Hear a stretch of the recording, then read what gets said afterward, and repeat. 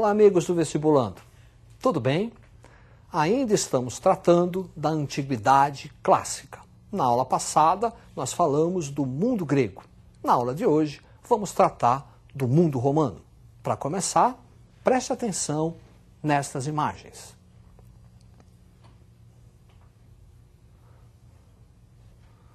Você viu aí ruínas do Coliseu, palco das famosas lutas entre gladiadores e da perseguição em cristãos, que tanto caracterizam a história romana. A história romana é dividida em 3 períodos.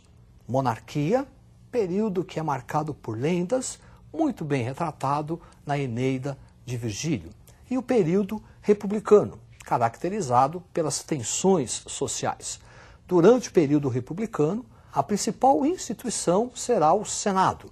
O Senado é quem toma todas as decisões políticas. Magistratura será uma outra instituição política que vai executar aquilo que foi determinado pelo Senado. As tensões sociais do período republicano envolvem a luta entre patrícios, que tinham o monopólio do poder político, e os plebeus, grupo marginalizado. Lei das 12 Tábuas, primeiras leis escritas de Roma. Depois, a criação do tribunato, ou tribunício, os chamados tribunos da plebe, que eram os representantes dos plebeus no Senado. Entre esses tribunos, 3 aqui merecem destaque. Primeiro, o Licínio, que foi responsável pela abolição da escravidão por dívidas. Depois, Canuleu, que fez uma lei autorizando o casamento entre as classes, patrícios e plebeus, igualdade civil. E, por fim, Hortêncio, que vai fazer a lei onde as decisões tomadas na Assembleia da Plebe tenham força de lei. É o famoso plebiscito. Para você não esquecer o que foi dito até agora, preste atenção no quadro. Legislação romana, lei das 12 tábuas, primeiras leis escritas, o tribunato, e desse tribunato, 3 nomes importantes.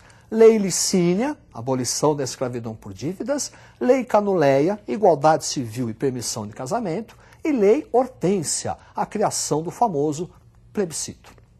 Ao mesmo tempo em que ocorrem essas tensões sociais, Roma também realiza a sua expansão territorial. As guerras púnicas marcam o início dessa expansão. Guerras entre Roma e Cartago pelo controle do mar Mediterrâneo. Os cartagineses também eram conhecidos como punos, daí o termo guerras púnicas. No final, Roma vai conquistar toda a Itália, boa parte da Europa Ocidental, norte da África e o mundo helenístico. Para você visualizar o que estamos falando, preste atenção no mapa. Esta parte em destaque refere-se ao ponto máximo de expansão territorial do Império Romano. Perceba que o mar Mediterrâneo está bem no centro desta conquista. Esta expansão territorial vai trazer profundas transformações para a sociedade, política, economia e cultura romana. Por exemplo, o surgimento dos latifúndios, as grandes propriedades. A atividade romana torna-se mercantil. O que se produz nas grandes propriedades, trigo, uva, passa a ser comercializado pelo Império ao longo do mar Mediterrâneo. Desenvolvimento do escravismo, quer dizer, após a expansão territorial, a principal força de trabalho será a escrava. Êxodo rural, um abandono do campo em direção à cidade. Isso por conta do latifúndio, começa a aparecer os sem terra. E eles se dirigem até a cidade, porque lá na cidade o Estado romano está adotando a famosa política do pão e circo, distribuição gratuita de alimento e a diversão em espaços públicos. Você viu o Coliseu, onde havia as lutas de gladiadores e a perseguição aos cristãos. Também vão surgir os homens novos. É um novo grupo social que vai se dedicar à nova atividade econômica e também prestar serviços ao Estado, financiamento e, por fim, as guerras civis.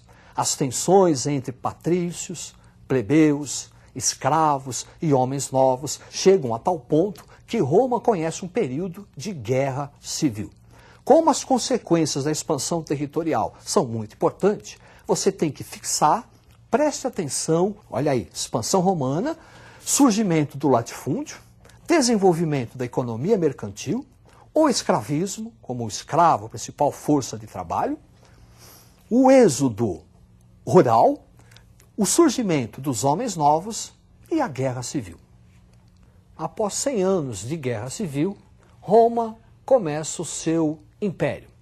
O período do império em Roma é dividido em duas partes: Alto Império, Baixo Império. O Alto Império refere-se àquele apogeu, aquele momento glorioso de Roma. É a época dos gladiadores, da perseguição aos cristãos, é a época de ouro do Império Romano. Nessa época, destaque para Augusto e a introdução da chamada Pax Romana. É o momento onde aquela política de pão e circo conhece o seu auge. Baixo Império é o período da crise romana por conta da diminuição do número de escravos. A partir do imperador Trajano, o exército romano não faz mais conquistas. O exército passa a defender, a proteger as fronteiras de Roma.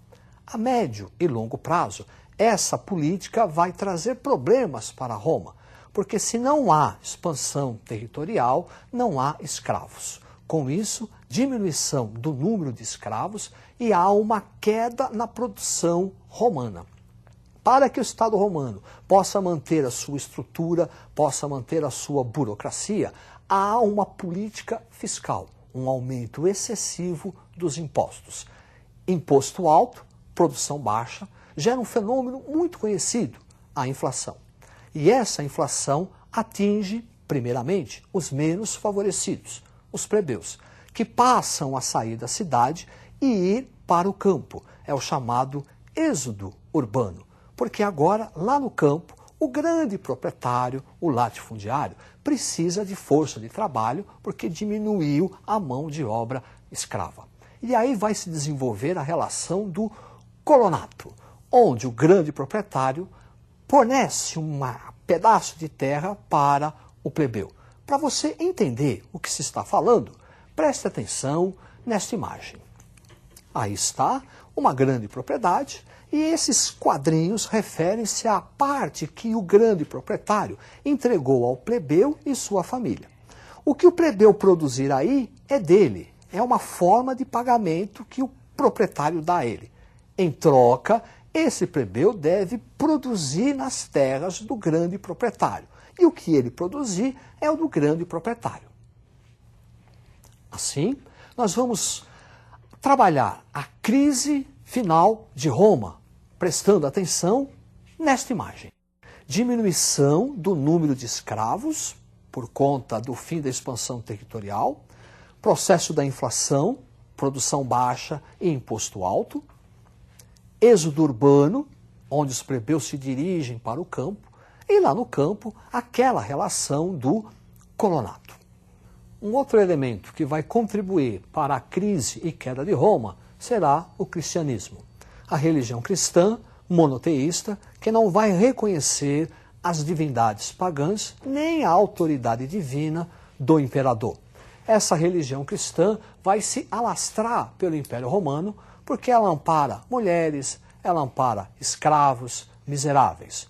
Num contexto de grave crise econômica, ouvir as palavras "bem-aventurados os pobres, porque deles é o reino de Deus", pega. Pega tanto que o imperador Nero inicia uma perseguição sistemática aos cristãos. Vai acusá-los de terem colocado fogo em Roma. O último imperador a perseguir os cristãos foi Diocleciano. A partir de Constantino, a religião é oficializada em Roma, com a edição do Édito de Milão. Teodósio, no ano de 395, vai oficializar o cristianismo. O cristianismo passa a ser a religião oficial do Estado romano, nascendo assim a Igreja Católica Apostólica Romana. Esse mesmo imperador, Teodósio, para contornar a crise por qual passava Roma, vai exercer uma reforma administrativa, dividindo o império em duas partes. Para você visualizar, preste atenção no mapa. A parte leste refere-se ao Império Romano Oriental, com capital em Bizâncio, futura Constantinopla. A parte oeste, Império Romano Ocidental, com capital em Roma. Esta parte oeste será a parte ocupada e invadida pelos bárbaros germânicos a partir de 476, que é a data oficial da queda do Império Romano. A partir daí, nessa parte ocidental, desenvolve-se os chamados reinos bárbaros, dando início a uma nova fase da história, retratada na chamada Idade Média, que nós vamos trabalhar a partir da próxima aula. Boa sorte, estudem e até a próxima!